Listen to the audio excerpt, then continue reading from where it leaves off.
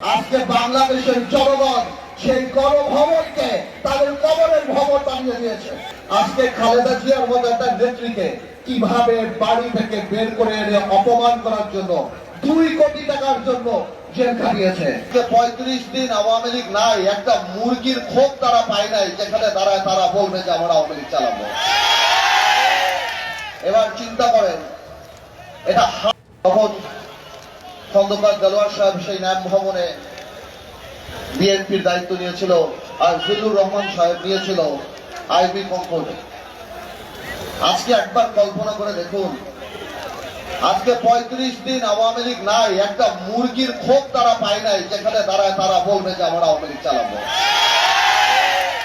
এবার চিন্তা করেন, এটা হার না, এটা পতন। এটা আল্লাহর তরফ থেকে আসছে। আমার এখানে অনেক ভাইদের বক্তব্য আমি শুনলাম, তারা বলছেন যে আমরা বিচার চাই।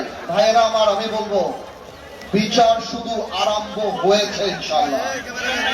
এই বিচার এমন ভাবে হবে যে বাংলাদেশে আওয়ামী লীগকে সবাই মীর জাফর লীগ হিসেবে জানবে আগামী 1 বছর। আওয়ামী লীগ একটা রাজনৈতিক দলের অস্তিত্ব হারিয়ে ফেলেছে। এই আওয়ামী লীগের 71 সালে যে অবস্থান ছিল, আজকে আওয়ামী লীগ যে ক্যারেক্টার, সেই চারিত্রিক বৈশিষ্ট্য চলে আসছে। আওয়ামী লীগ কোন মানুষের দল হতে পারে না। আজকে ভাইয়েরা বোনেরা, আজকে আপনারা এই ছাত্র বৈষম্য আন্দোলনে ছাত্র জনতার যে আন্দোলন দেখছেন, এই আন্দোলন 17 বছর মানুষের পুঞ্জীবিত ক্ষোভ। এই আন্দোলন এমন এক পিতার আন্দোলন যে লজ্জায় তার পরিবারের সাথে ভাত খেতে বসে নাই, কারণ সে বাজার করতে পারে না। এই আন্দোলন সেই আন্দোলন যারা শেয়ার মার্কেটের সর্বস্ব হারিয়ে সুইসাইড করেছে, আত্মহত্যা করেছে। এই আন্দোলন সেই আন্দোলন যখন মানুষ বাজারে যাওয়া বন্ধ করে দিয়েছে, বলতো বাজারে গেলে আমরা লজ্জা পাই। এই আন্দোলন গত 17 বছরে আমরা জেল খেলেছি, আমাদের বিএনপির সচিবরা জেল খেলেছে। আজকে খালেদা জিয়ার মতো একটা নেত্রীকে কিভাবে বাড়ি থেকে বের করে এনে অপমান করার জন্য 2 কোটি টাকার জন্য জেল খাটিয়েছে। তারেক রহমানের স্ত্রী, তারেক রহমানের পরিবার সহ সবাইকে এই সরকার, গত সরকার, আওয়ামী দুঃশাসনের সরকার 2টা মাত্র থিওরিতে বিশ্বাস করে। এক হলো শত্রু, এক হলো ষড়যন্ত্র। ওনাদের বিরুদ্ধে কথা বললে আমরা শত্রু, ওনাদের বিরুদ্ধে আলাপ করলে আমরা ষড়যন্ত্র করি। এই 17 বছরে তারা এই কাজ করে করে মানুষের মনের মধ্যে থেকে জায়গা এমন ভাবে তাদের চলে গিয়েছে যে তারা তো পুলিশ দিয়ে খালেদা জিয়ার বাড়ি খালি করেছিল। আজকে বাংলাদেশের জনগণ সেই গণভবনকে তাদের কবরের ভবন বানিয়ে দিয়েছে। আমি আর বেশি বলবো না, আমি শুধু এতটুকুই বলবো, যারা শহীদ হয়েছেন, যারা আহত হয়েছেন, 17 বছরে যারা আহত হয়েছেন, আমার মনে হয় সরকারের পাশাপাশি একটা এই বৈষম্য বিরোধী আন্দোলনে যারা ছিল তাদের একটা লিয়াজত কমিটি আমাদের দলদের মাঝখানে করে দেওয়া উচিত। মাঝখানে আমরা অনেকে সাহায্য করতে চাই, কিন্তু আমরা পারি না, আমরা পাই না, আমরা যোগাযোগ ব্যবস্থা স্থাপন করতে পারি না।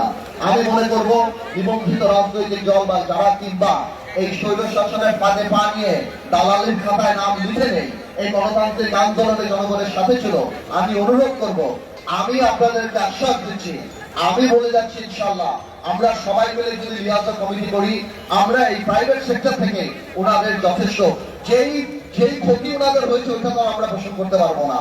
কিন্তু আমি সবসময় বলি, ইমোশন তো ভালো, তবে পুনর্বাসন ইমোশনের চেয়ে বেশি ভালো। আমি আমার বক্তব্য শেষ করার আগে একটা কথা বলি, এই বিজয় আমাদের সবার বিজয়। আমরা জানি কোনো কারণে এই শহীদদের আর যারা আত্মত্যাগ করেছে তাদের রক্তের সাথে বেইমানি না করি। সামনের বাংলাদেশে আমরা জানি আল্লাহকে ভয় পাই, ক্ষমতাকে দায়িত্ব হিসেবে দেখি এবং এই রক্তের যথাযথ সম্মান দিতে পারি। আল্লাহ হাফেজ, আপনারা সবাই ভালো থাকুন। স্বৈরাচারী সরকার পতনে ভোলাবাসীকে অভিনন্দন। 17 বছর বাংলাদেশের মানুষের বুকের উপরে এমন ভাবে চড়াই হয়েছিল যে মানুষ নিঃশ্বাস নেওয়া বন্ধ করে দিয়েছিল। প্রত্যেকটা জায়গায় আন্দোলন করলে আমাদের শুধুমাত্র রাজাকার আর জামাত বলে আখ্যায়িত করত।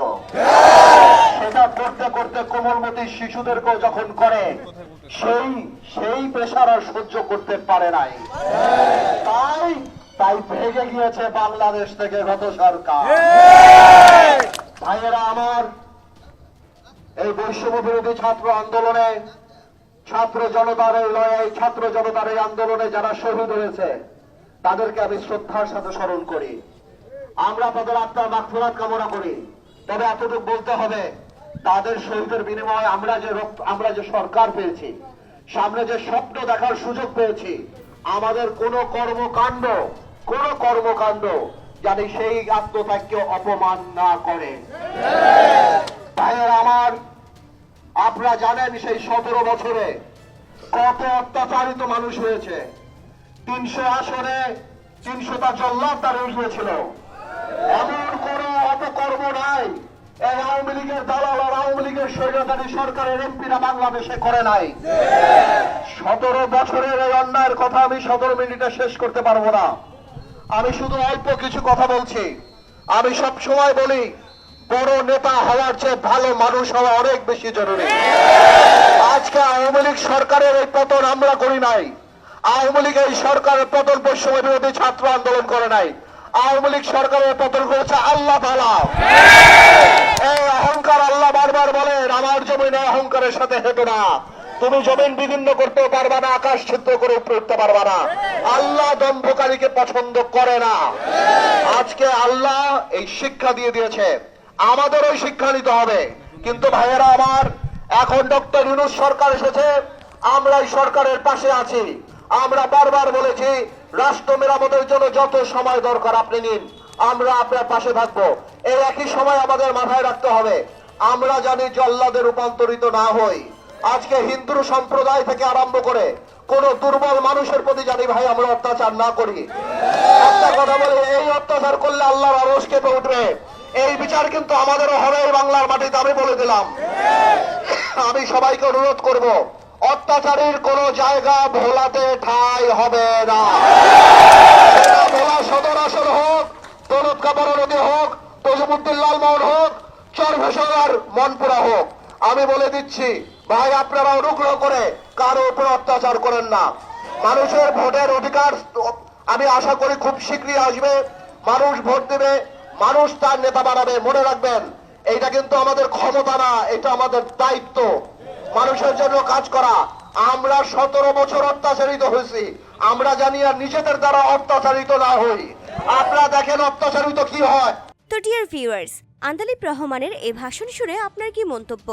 অবশ্যই তা কমেন্টস করে জানাবেন, আর ভিডিওটি শেয়ার করতে একদমই ভুলবেন না।